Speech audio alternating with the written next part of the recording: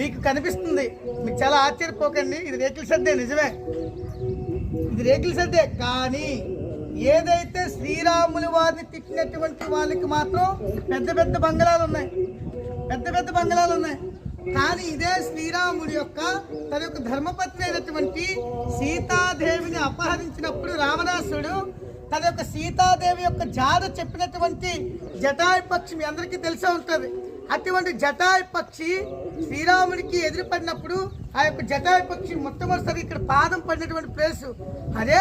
శ్రీరామచంద్రమూర్తికి అంత గొప్ప సాయం చేసినటువంటి ఒక పక్షికి ఇంత ఇంత దుర్బలమైనటువంటి ఈ దేవాలయమా? ఒక్కసారి ఆలోచించండి ఇందువల్ల.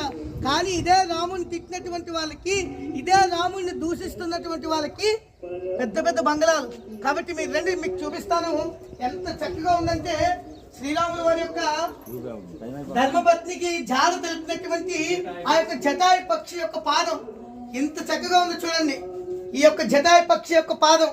కాబట్టి ఈ ఊరి పేరు ఎటపాక. ఎటపాక అంటే మన యొక్క భద్రాచలం టౌన్ కి 5 కిలోమీటర్ల నుంచి 7 కిలోమీటర్ల లోపు ఉంటుంది.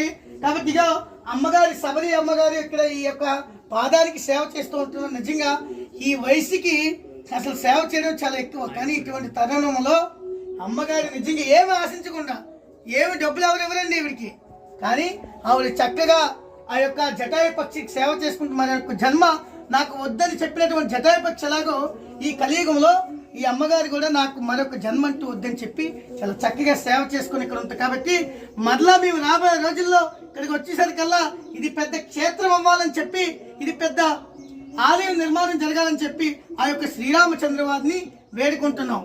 జై శ్రీరామ్.